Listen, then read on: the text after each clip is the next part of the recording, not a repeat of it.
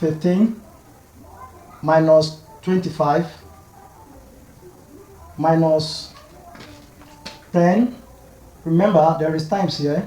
Minus times minus, this place will be plus. And we have 5.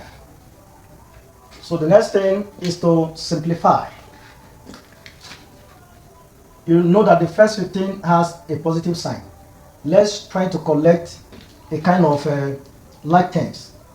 Okay, 15 plus 5. This plus sign belongs to 5. This minus sign belongs to 10.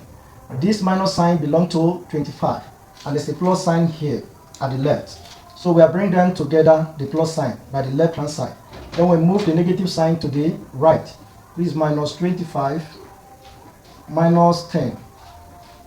Then we have 20 minus 25 minus 10. Okay?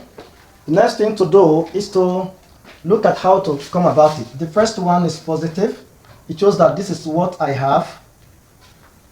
The second one is negative. This is what I'm owing. The third one is negative, which is minus 10. It's also part of what I'm owing. I have 20. I have $20.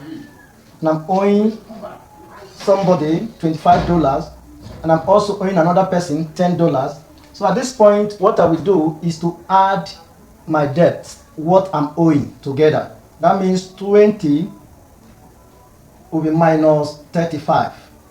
Why minus 35? Because this is the total amount of money I am owing. This is what I have, which is $20, for example. At the end of the day, if I decide to pay the person I'm owing 35, so I'm still going to owe 15. That is minus 15. So the answer will be minus 15 as the final. Thank you very much for watching this video. Please like and subscribe to my channel.